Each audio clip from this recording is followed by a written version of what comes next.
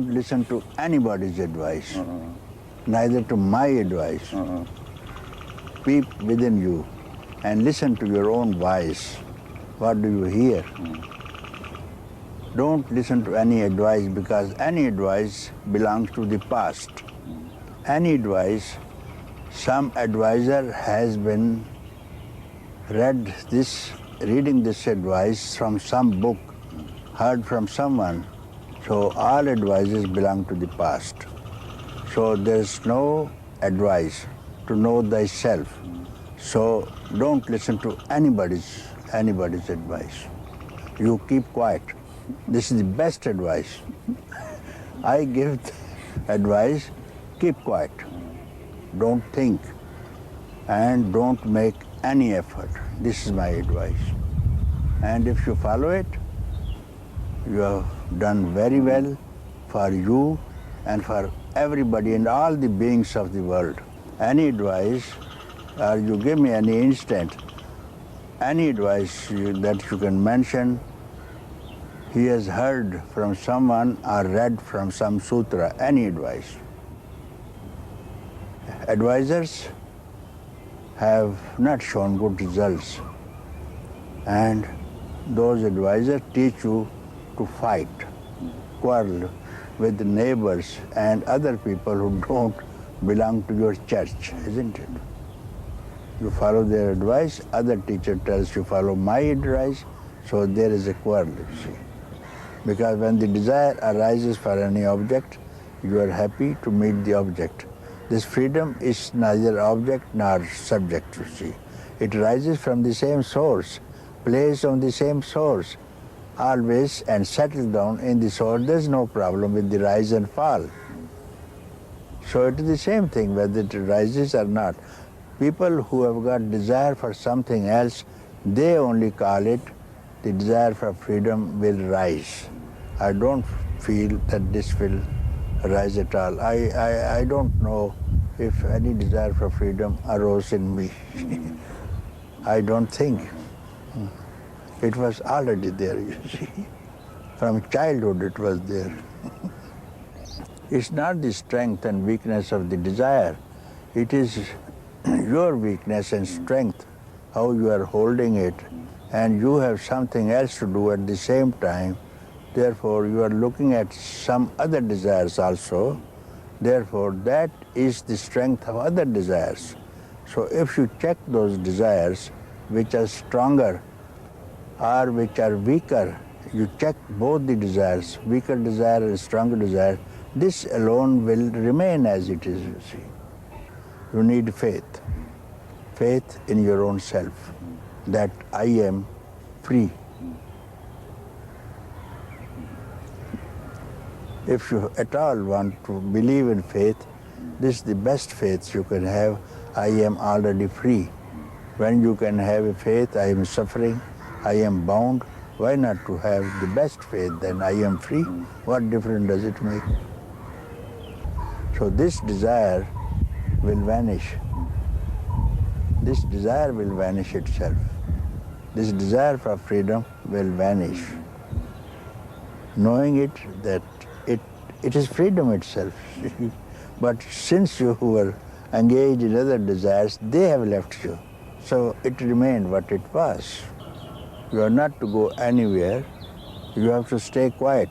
Therefore, it is very easy to attain freedom, is very easy, but it becomes difficult. The people say difficult because they are otherwise engaged. So to give up their attachment to other things is difficult. Not the freedom is not difficult. To disengage yourself from other attachments may be difficult. That you have to decide once upon a time, now or next life. So you do not depend on the freedom itself, and you don't understand the language of freedom, the language of emptiness, the language of love, because you have sold yourself to other objects. You don't understand this thing. So if you are very intensely in want of this thing for freedom and you don't understand.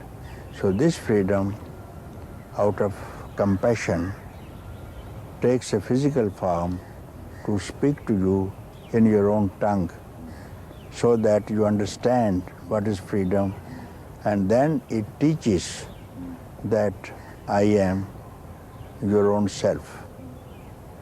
And then it enters your own self and becomes one. This is the role of the teacher, to point out to you, I am yourself. I am that itself. This is the role of the teacher. For some time it becomes a teacher to just apprise you of the fact that you are that, you don't listen. Therefore he becomes teacher. That becomes teacher to tell you, you are that itself. And then you see teacher and you is one. So when you go to a teacher, you keep quiet. You need not give any question. Don't expect any answer.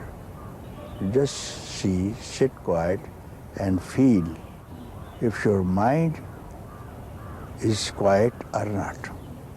If it is quiet, then you expect this is the man who can teach you. This is the man who is worth staying near. What appears and disappears is not real. It's not real. The seer remained. You saw him, he disappeared. You remain, same seer. Now you are here also. Seer remained. Now find out who the seer is. So it was a word only, no? It was a word. But then it struck me. I became the seer, you see. I became the seer. So whatever word I often say in satsang also, whatever you hear, don't hold the word, go to the root of the word, you see.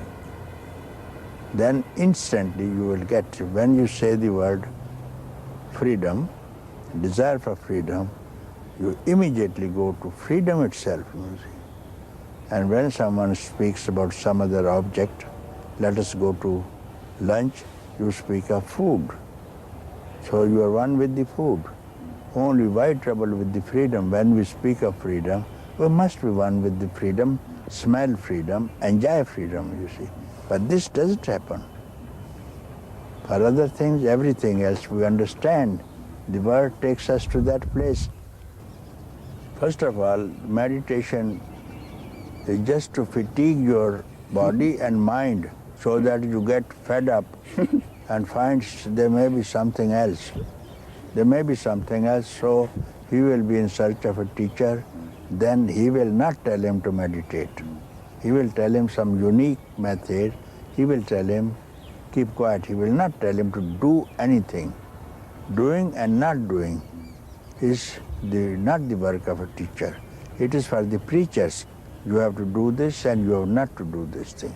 Teacher has no teaching, no do's and no don'ts. He tells you, keep quiet. There can be nothing else that the teacher can say. And this is going to work. And this could be the best teaching that the teacher could give. If you listen to him, as I was telling, if he says, keep quiet, not only you hear, but you become quietness, you see. What is the trouble, you see? And you see in satsang also, listening also, when I tell them, inquire, investigate, who am I? And they say, we can't do it. We can't do it. You see, we have been doing and we are in trouble, in tension, headaches. So they are otherwise engaged. So therefore, some rare one gets at it. And I do not know why. I cannot give you anything on my own, why it is not working. Why it's not working, you see. And if you keep quiet, you will fall in love with it, you see. After all, everybody needs happiness and peace, whatever they are doing. and there can be no happiness, no peace, no love, no beauty anywhere else, in any other object except this, here and now. Therefore, you don't need any meditation. Because meditation, you need mind to meditate. You need mind to meditate. Therefore, the result of any process has to be mental. Then you need body, such and such posture, hand to be planted this way, mudra to be kept this way. So it is going to be physical. So any physical activity gives you physical result, mental result. Any good idea that attracts you, sounds good, you follow it, that could be mental or intellectual ideas. Then the result will be intellectual. Don't shun all these ideas, you see. Physical, mental, also spiritual, you see. So if you get rid of all notions, what you have heard, and ideas, then you are emptiness itself. To give up the intention to keep quiet. If they can't keep quiet, give up the intention to keep quiet, then what will happen? Because this is not a method. This is not a method. Other methods are just clipping the branches, but this is striking at the root of the mind, not the branches, you see. Branches will grow again, you see. So this is striking at the root, uproot the mind itself, and this inquiry uproots the mind. When you inquire, who am I? So it strikes at the root of the mind. There's no mind at all with this inquiry. I is the mind, you know. And now you are questioning. I is questioning to I itself. No one has ever questioned. Who am I? No one. Who are you? Who is he? Who is she? Who am I? No one ever has questioned. Therefore, it's the first time one can ask. So it's striking at the root of all creation, you see. Not person, striking the root of the creation. Then there will be no creation at all, and no creator also, and no beings also. It strikes to that depth, you see. When you say, who am I? It is struck at the right place. Don't expect any answer. This expectation, he must get rid of this expectation or intention for any answer. So therefore, this question is not to get answer.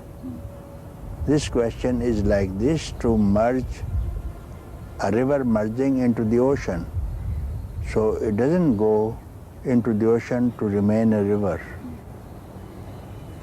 It's merged now. Like this inquiry, who am I, is merging into the divinity, self, emptiness itself, you see. So he has to keep quiet and see what happened.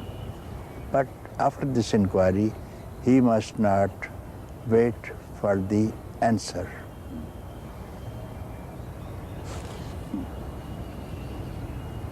So if he has asked the question, after having finished this question, that is the answer.